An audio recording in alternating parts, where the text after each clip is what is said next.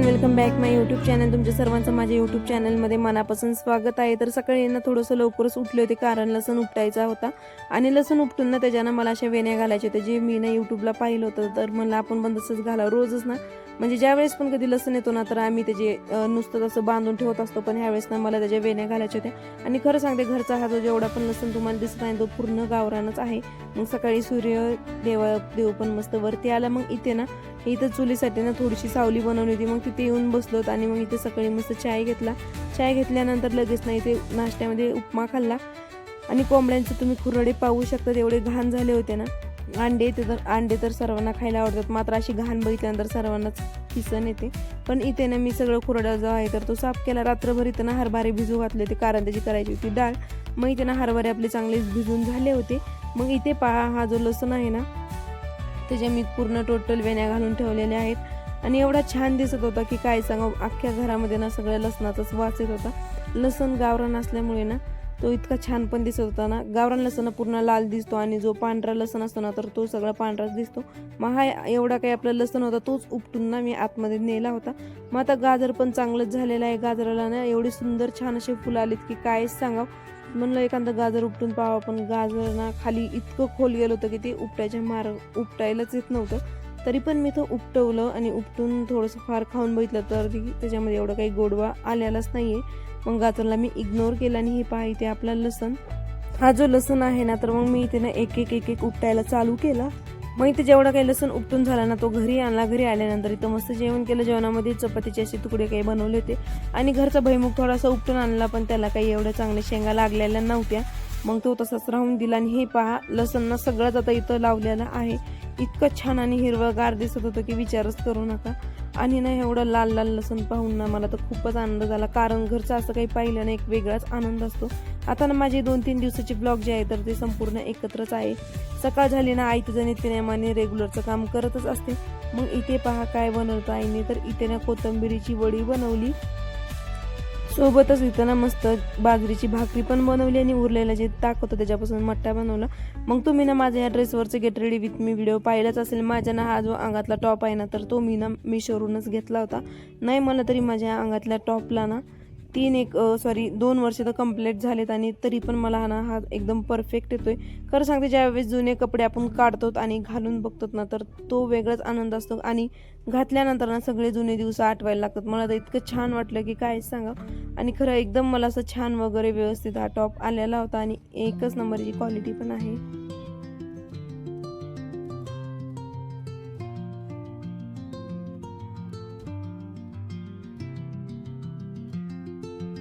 आता उन्हाचं प्रमाण पण एवढं झालं ना तरी पण ही जी कोंबडी तुम्हाला दिसत आहे ना सारखं ती तिच्या पिल्लांना ना इकडे तिकडे घेऊन फिरतच राहते आणि ते पिल्ले आणि ती पण इतकी छान बसली होती ना। मग इथे ना मस्त मी जेवण वगैरे केलं, तेवढ्यात आली होती आईस्क्रीम। इथं आईस्क्रीम सुद्धा घेतली आणि माझे ना हे 2-3 दिवसाचे ब्लॉग एकत्र असल्यामुळे ना थोडेसे ते अधूनमधून असे मिक्स झालेले आहेत। मग इथे ना दुपारचे 4 वाजले होते तरी पण आम्ही इथं मस्त खारी आणि चहा घेतला आणि मग इथे आमचे सोनू मोनू पहा झालेले आहेत आता चांगले 10-12 दिवसाचे आणि एवढे खोडीला आहेत ना की काय सांगा। दोघांनाही असं वाटतं की सारखं रिकामं राहावं। त्याच्यानंतर ना आम्हाला घ्यायचं होतं चिकन। असं झालं होतं की आमच्या इथून एक संपूर्ण दिवस लाईटच नव्हती, त्याच्यामुळे ना माझ्या फोनमध्ये जास्त चार्जिंगही नव्हती आणि माझ्या त्यावेळेसच ना व्हिडिओमध्ये थोडासा स्टॉप आला होता, म्हणजे असं काय दाखवावं हे काही कळत नव्हतं। मग इथे ना इतक्या मोठ्या गव्हाच्या चाळण्या निघल्या होत्या 2-3, मग तोच इथं दळून घ्यायचा होता। मग इथे मी आणि आई लगेच आमच्या कामाला लागलो।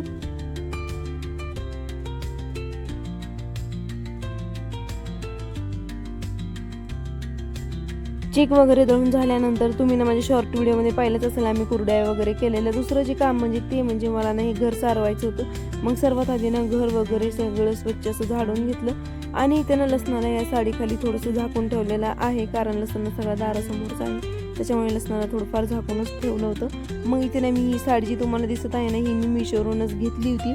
मला ही साडी ना 900 रुपयामध्ये पडलेली होती। मग ही पण ना खूप दिवसानंतर घातली आणि खरं सांगते खूप छान पण वाटत होती। तर पण ना मी साडीवर 1-2 असे व्हिडिओ बनवले, त्याच्यानंतर मस्त जेवण केलं आणि अचानकच ना आमचा अंडा बिर्याणीचा प्लॅन झाला होता।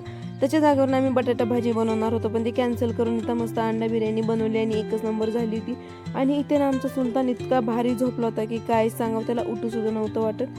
मग मी त्याच्या जवळ गेले, त्याला हात लावला, पण तो ना शांत झोपल्यामुळे ना त्यांनी काहीच नाही केलं। जर तो जागाचा असताना तर खरं सांगते त्यांनी ना खूपच येड्यावानी केला असतं, त्याच्यामुळे ना थोडंसं त्याला लांबूनच असं जवळ गेले, हात वगैरे लावला, पण तो ना मस्त असं छान गार झोपला होता, त्याला जागसुद्धा येत नव्हती.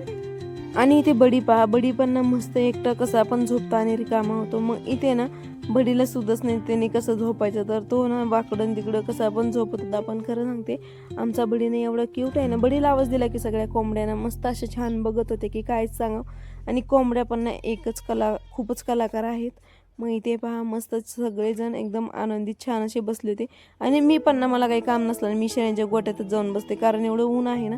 मग इथं मस्त जेवण वगैरे केलं आणि ना दारावरती हे असं थोडंफार सामान आलं होतं, मग तेच मला तुमच्यासोबत लगेच दाखवावं. आणि हा जो मटेरियल तुम्हाला दिसत आहे ना, हा मी महागच घेतला होता, पण आता शेअर करते कारण पुढच्या महिन्यात ना माझा बर्थडे आलेला आहे. मग बर्थडेच्या आतच ना हा स्टिच झाला पाहिजे. आता आमच्या दुसऱ्या पण कोंबडीने ना एवढे सुंदर छान असे पिल्लं काढले की काय सांगाव. मला तर हे पिल्ले एवढे आवडले ना, इतके गोंडस आहेत ना की विचारच करू नका, खूपच सुंदर हे पिल्ले आहेत.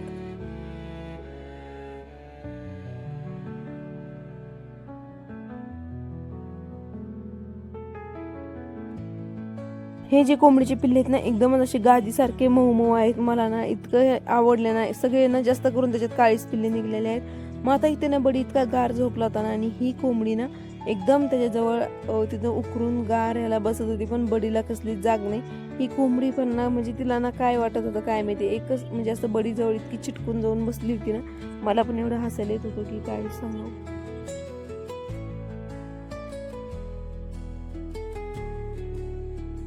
आमच्या कोंबड्या नाही तर कोंबडा पण ना इतका कलाकार आहे ना, गाय बसली तर तो तिच्या अंगावर जाऊन बसला आणि गाय थोडीशी हलायला लागली की लगेच तो खाली खाली उतरण्याचा प्रयत्न करत होता. मग विहिरीकडे गेले आणि विहिरीकडे अशी फेरी वगैरे मारली, विहिरीचं पाणी भरपूर खाली गेलं होतं. चला मग आता व्हिडिओ कसा वाटला एकदा कमेंट करून नक्की कळवा. नवीन असून आता आधी माझ्या चॅनलला सबस्क्राईब करून घ्या. भेटूया नवीन नेक्स्ट ब्लॉगमध्ये.